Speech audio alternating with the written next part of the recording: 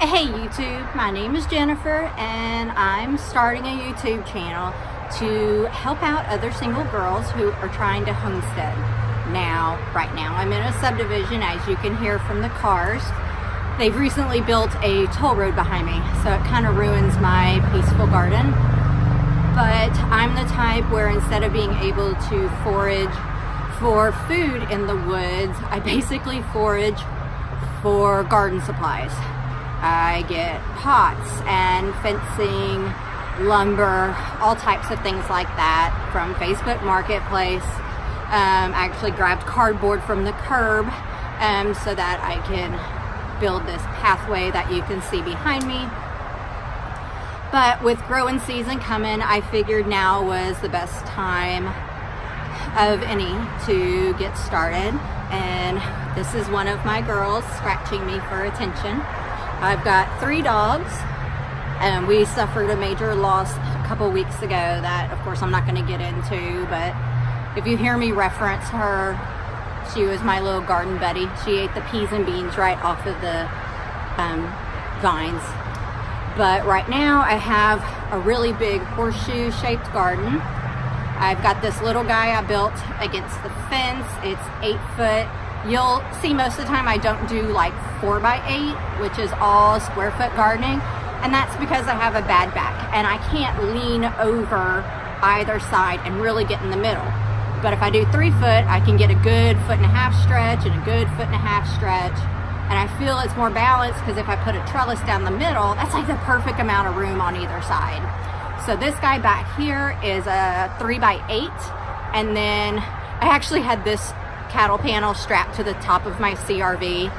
I put down a moving blanket and had tons of rope through the windows, through the doors, but you got to do what you do when you're a single gal and you don't have a truck. Right now it's got a bunch of kale planted in it. I'm not sure yet on my layout. It's gonna have to do with what seedlings are the biggest and need to go in the ground.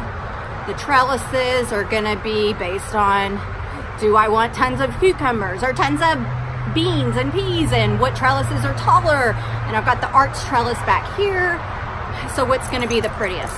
That kind of thing. I do want to be able to walk out and have beautiful colors. I know that's kind of been a thing, but as you can see, I just have green, green, green.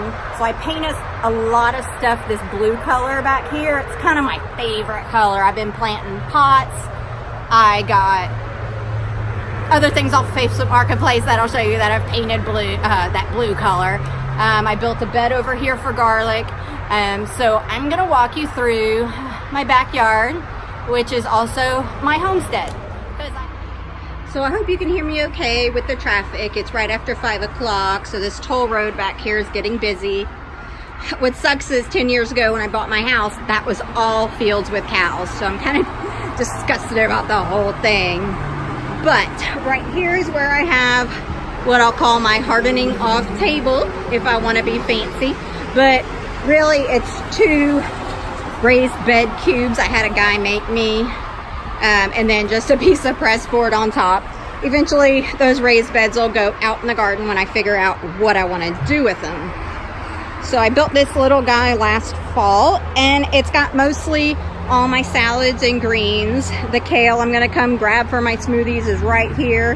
And I can easily run out and put a frost blanket on it, even if it's crazy cold, because it's right by the house. And I got my clothespins already on it. So I can throw that frost blanket on it, throw the clothespins, and be done with it. I'm doing a little walk around. So yeah, this is one of the fun things I got off of Facebook Marketplace. It's this heavy wrought iron candle holder you would like use as a divider, but it's gonna be an awesome trellis. I grabbed this, which is kind of lame, but I took off different pieces, painted them, and those are my little garden stakes. So there's my little cheap way of doing stuff. Some pallets that I cut down and painted. That's to put all my pots on so they can actually drain well and not rot out. These are some potatoes I started. I only started these now because they were some of my Yukons I grew last year that were just left over and shriveling, and then all of a sudden they started sprouting. So why not plant them and see what happens? Free stepping stones. Here I got this, I think it's 7 or 8 in a pack from Walmart.com. These great, I think it's 17-gallon buckets. After I drill some holes, they will be my potato buckets. And once again, I got scrap wood, and this was all just free, come get it. I need to get rid of it. And I just made a little platform so they had drainage, but then it also is great for me so I don't have to hunch over as much. Here's one of my garden hacks. All this little fencing that just gets tangled, look, it fits perfect right between the fence and the post. So that's a freebie today. Coming around. Dun, dun. So here's my little 3x8. Right now, these are just some crazy big radishes. What's really cool, this is the first time I got them in a seed swap. It's a black Spanish radish. And I just added mulch, so I don't know if I can get to it. But it's like this crazy big radish way down there. That's how big it is. Yeah, it looks like a black baseball. It's pretty cool. Right now, this is all empty. I just layered over some compost. And then here's a whole bunch of kale. After I started up potting, I kind of lost track of what was what. But we all know that's like the dwarf little curly kale. And I think this is Red Russian because it's got the nice little veining. I don't remember buying those seeds. I'm pretty sure that was from a swap. I just threw together this little bed. It's basically just mounded dirt. This ground is such that you can't get even a foot into the dirt. And I was hoping that dwarf peas did not need a ton of depth. So I've got maybe like 4 or 5 inches. Unfortunately, I had to buy cheap compost and cheap soil. But I went ahead and layered in some vermiculite, some peat moss, and some sprinkling of blood meal and bone meal. I already had those, so it wasn't out of pocket. And then I just got some little picks that I had, taped them to some stakes, so when the peas start growing, you'll be able to still see the tag. Really cheap, crappy garden fencing that ended up being good for nothing because even my smallest dog can get right over it. I'm hoping that can do some supporting for the bush beans. And then once everything starts getting taller, I can weave in some bamboo stakes.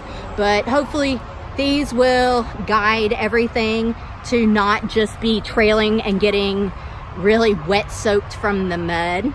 So I got 4 different, what I'll call dwarf peas based on my research, and then 2 that are supposed to be bush beans. This will eventually once again be my butterfly garden. And if you're like me and don't have a truck to buy like tons of trellises, this is the rolled up fencing you can buy with just little pieces of wood. I'll be making a couple videos. Here's another scrap piece somebody gave me. Some more of that fencing. This stuff is awesome because you can cut it with basic wire cutters, but once you put some type of frame around it, it's just as sturdy, in my opinion, as a cattle panel, which is all the rage, right? Here's my pile of scrap wood. So exciting. I know. My compost tumblers. I built this guy for my garlic, and that was on the first video I ever made, just kind of as a trial to see, you know, how hard is it to make a video and cut and paste and learn how to string them all together. So this cattle panel was also strapped to the top of my car on another trip. And this guy's only like 6 inches. Once again, I was shooting for how much soil do I need for what I'm intending to plant there. And this is going to end up being what I call a faux cattle panel. I've got these 2 long pieces. Well, you only see one right now. 2 long pieces of PVC from an old project. And right now I have it, this roll, I have it just flattened out. And eventually I'm going to zip tie the 2 sides and make this long panel that can actually bend. And then it's going to go between these 2 boxes like a big arch. And maybe put some nice pretty pollinator vines over it. Here's my little Harbor Freight greenhouse, what I like is it will be able to be broken down. And right now I'm using it as a place to just keep everything dry because I haven't created a heat source for it. It just hasn't been a priority. Right now, all my seedlings are in the house. Here is my current of my multiple projects. I have all my stepping stones, but I don't know about you guys, but I hate trying to weed eat around stepping stones. So I'm just doing a mulch path. I got some cheap mulch on sale. It's not mulch I would put on my vegetables, but it's good enough for a path. So I'm just pathing that all the way over to my little horseshoe, I call it. Then it's gonna go back to that bed. I might eventually do more. The more mulch pathway I do, the less grass I have to mow. So that's always a plus. I had a buddy I had on a Facebook gardening page with a pickup truck, and he helped me bring these 2 panels home. And for those, I just got these really huge washers and screws I already had in the toolbox, and that's how I tacked that down. If it ever comes loose, I'll do something more sturdy and more permanent. These are my Texas sweet onions. They're basically I just maintain them. I throw straw on them, no big deal. They do their own thing. I get to ignore them. It's pretty nice. These are the peas that overwintered. These guys have been here since fall. I have no clue how they survived, but now they are putting out so many peas. I get to eat snap peas and snow peas every day for snacks. And I can tell you somewhere in here, there's 4 varieties of peas. This guy that grew so huge, this was mammoth melting sugar. I don't know how much I'm really getting off of that one because there is a bush pea variety tangled up in there if it came back after the frost. And let's see. And I got little pea guys. These are all going to be small because I picked the big ones this morning. Well, kind of like, I'm going to call it brunch. I had these little guys while I was watching some YouTube. And I saw these on another YouTube channel. They are called Sweet Magnolia Tendril, or no, Sugar Magnolia Tendril. Can you not agree these are the prettiest flowers I've ever seen on any kind of vegetable? And I was really curious what the peas themselves would look like. And this morning I found the 2 little baby peas. Check it out. Look at these little guys. Look at these little, oh, I gotta find them. Look at these little guys. I'm assuming they're gonna be really purple, so I'm excited. And the only way I can pin those is, look, even the vine has some purple in it. Gorgeous. And it definitely tendrils because it's grabbing onto everything else. So here's, I think this is the mammoth. It's got the nice white flowers. Oh yeah, there's a bunch of flowers up there. Can you tell I'm all excited about my peas? Coming around. Peas, peas, peas. And who doesn't like dingle dangles? I'm not, wind chime, I like a dingle dangle. This is a massive Brussels sprout. I planted this one last fall, and you can see the little baby sprouts. Let me try to get in there. I don't know if I can. There we go.